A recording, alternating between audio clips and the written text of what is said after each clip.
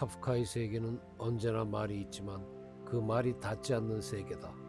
손을 뻗으면 문이 있지만 그 문은 열리지 않는다.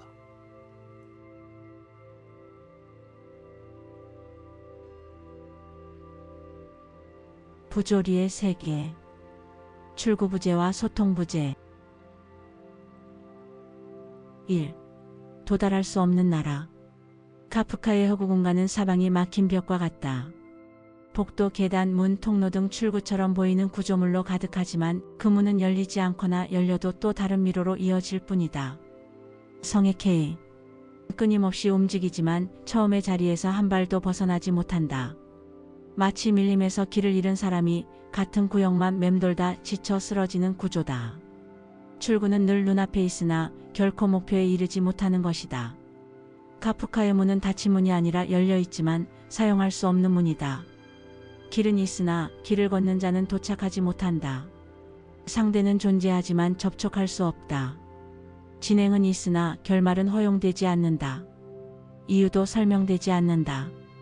이 세계에서는 질문은 가능하지만 해명은 불가능하다. 그 세계의 본질은 존재하되 불가능한 것이라는 모순 그 자체다. 2. 닿지 않는 말. 소통 구조의 실패. 카프카의 인물들은 몸뿐 아니라 그들이 내뱉는 말도 도달하지 못한다. 그들은 누군가에게 말하고 해명하고 부탁하지만 그 말은 늘 전해질 듯 전해지지 않는 상태로 멈춘다. 여기서 부재한 것은 언어가 아니라 언어가 지나갈 통로, 즉 소통의 구조다.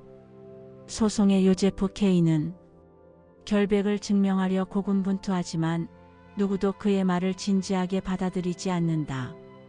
그가 마주하는 외부 세계는 늘 담당자 없음, 서류 미비, 상급자 부재 같은 회피적 응답으로 일관한다.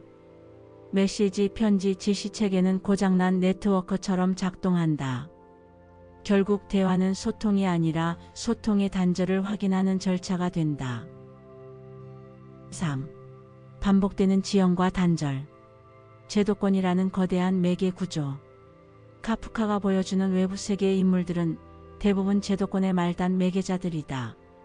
그들은 주인공을 또 다른 매개자에게 연결할 뿐 결정권을 가지지 않는다.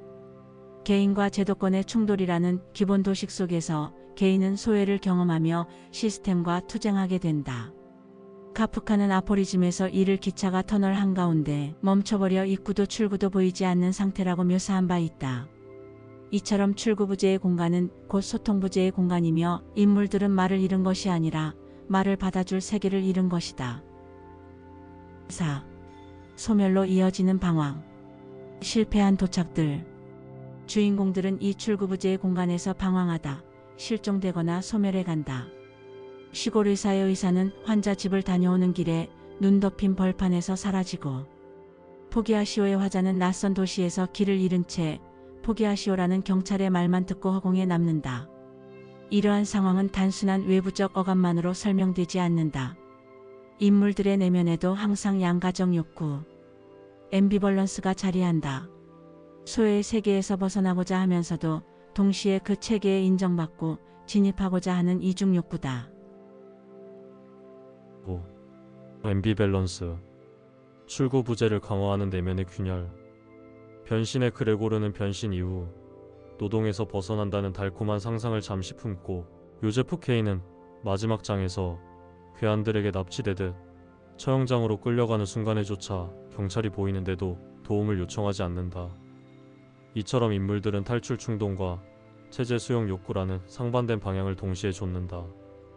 귀향의 화자는 오랫동안 그리워하던 아버지의 집에 도착하고서도 한 발을 내딛지 못하고 문 앞에서 망설인다.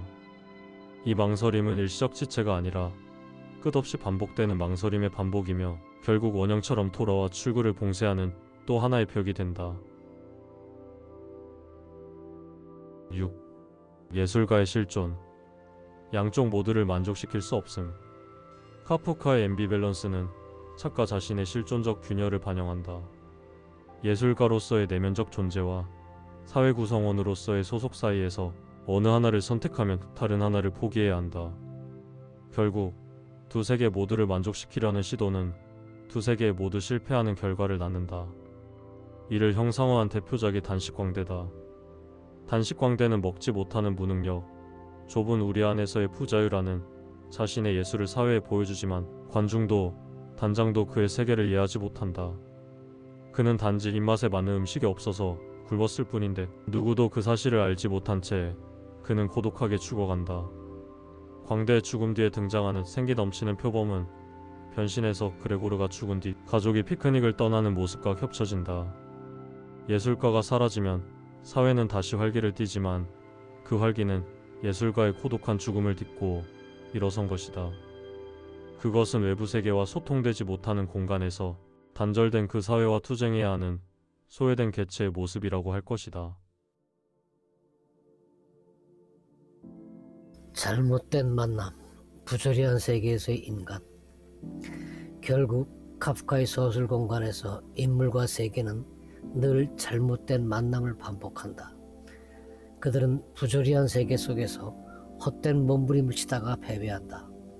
하이데거의 표현대로 우연히 세계에 내 던져진 존재로서 고통스러운 투쟁을 반복하다 좌절하며 까미가 말하는 부조리의 조건 속에서 절망을 되풀이한다. 그러나 카프카는 그 절망을 현실과 환상을 절묘하게 뒤섞은 특유의 리얼리즘으로 형상화했다. 아무도 보지 못하던 세계의 본질을 열어젖히고 인간의 근원적 실존을 놀라운 서술 기법으로 묘사했다. 이 실존의 정체를 파악함으로써 사르트르는 자유를 통해 부조리를 극복할 책임을 강조했고, 까미는 부조리에 대한 반항으로 세계를 긍정하는 힘을 찾으려고 했다. 이렇듯 선구적인 위치에서 문학을 통해 그 세계의 실체를 그려냈다는 점에서 카프카의 문학은 위대한 업적이라고 할 수 있다. 이상 바가본도의 지구촌 문학 기행이었습니다.